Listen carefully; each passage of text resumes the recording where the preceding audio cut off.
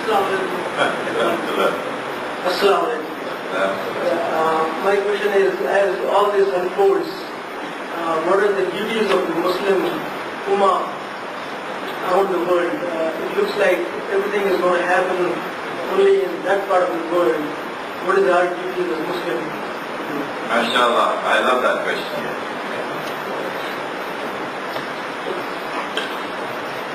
Hudayfa radiallahu ta'ala anhu asked the Prophet, O Messenger of Allah, if I'm alive at that time, what should I do?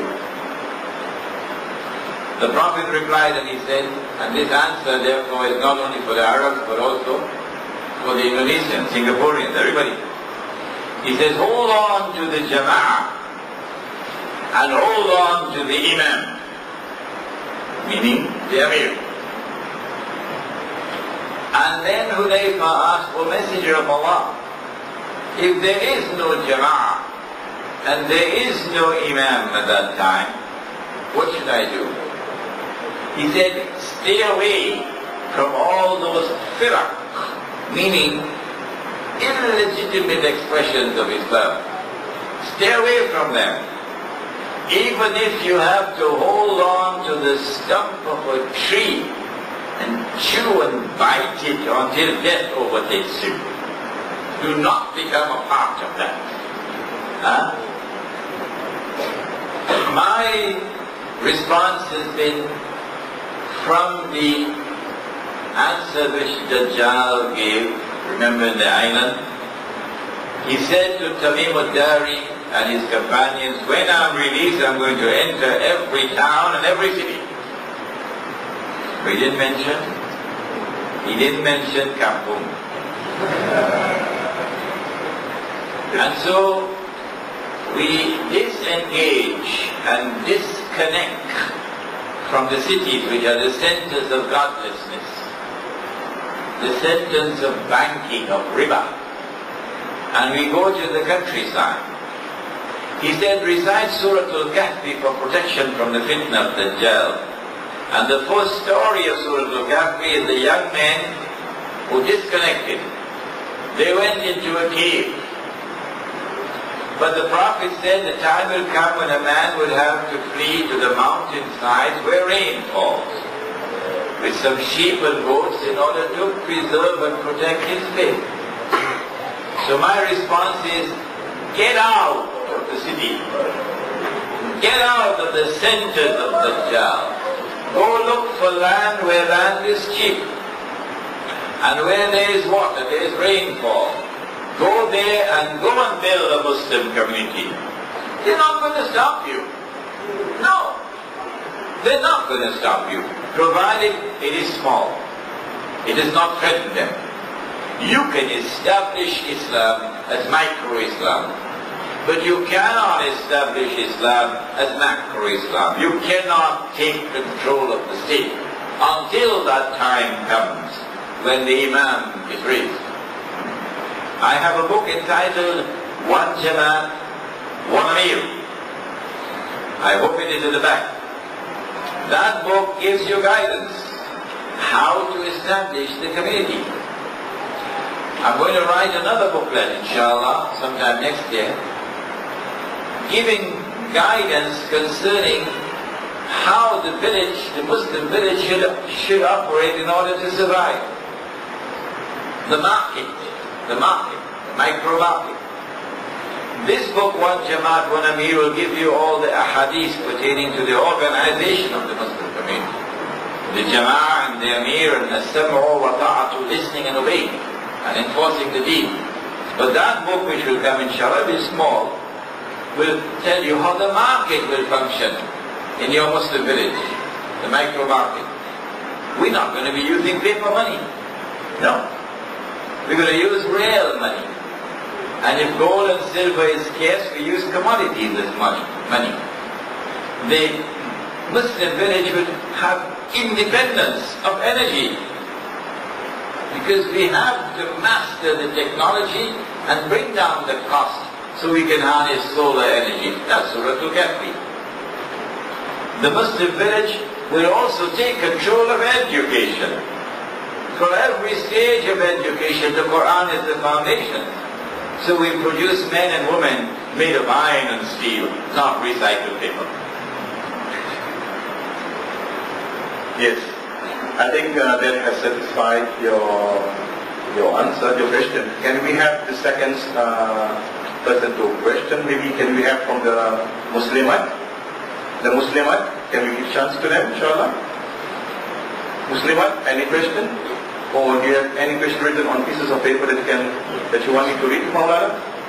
Okay then, if you do not have any representatives from the Muslimat, can we have more questions from the gentleman, inshallah, from the Muslimin? Come brothers, we do not have much time with Maulana because he is seldom see Maulana. So this is an opportunity that you must all take. Second brother, inshallah. Assalamu alaikum wa rahmatullahi. Wa alaikum assalam wa rahmatullah. I'd like to ask Maulana about protocol of silence and the Freemasonry. The protocols of the elders of Zion.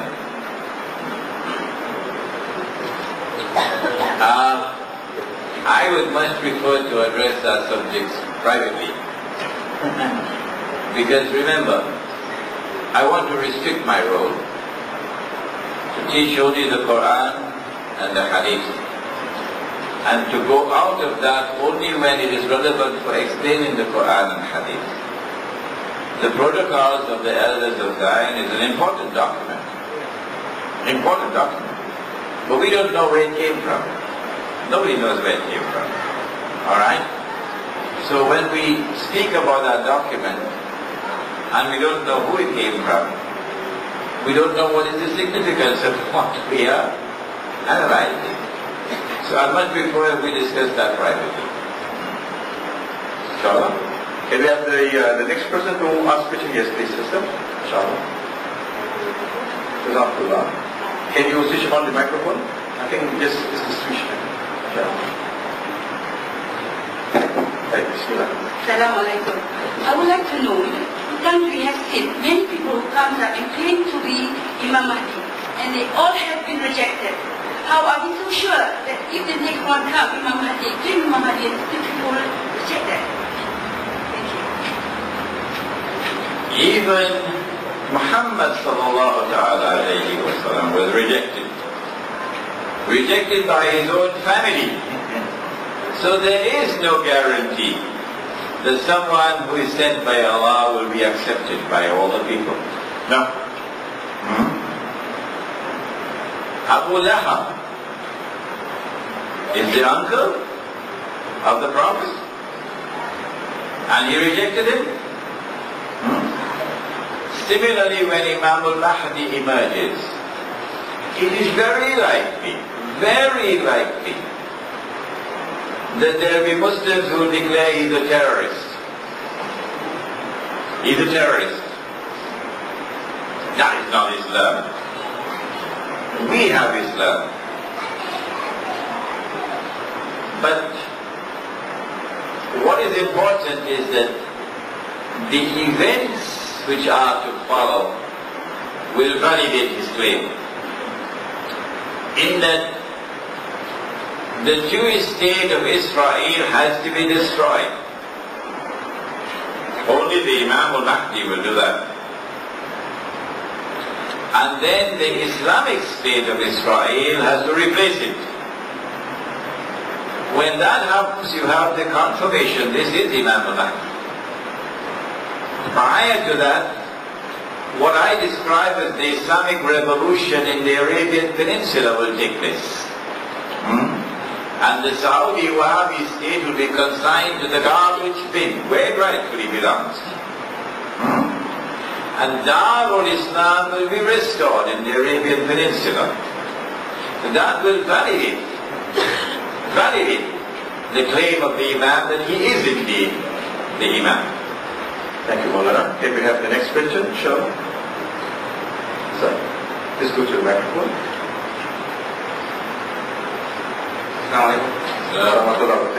Maulana, I ask two questions. One is that... one at a time. The first question is regarding the riba. At this time and age, as you mentioned, it's all pervasive. It's very difficult to live without it. buy a house in Singapore, you have to buy on loan also. It's so expensive. So what practical guide do you have for us who are destined to live in the city as to how to avoid riba? Second is... I think we answered the first question best. Alright? Thank you very much, sir. First thing, we can sit down, order some coffee or tea. And Maulana will answer the question. Those who choose to live in the city should go to some other Maulana to get their answer. But those who choose to follow the guidance, get out of the city, go to land where land is cheap, and establish the Muslim village. When they come to see me in my Muslim village in Java, inshallah,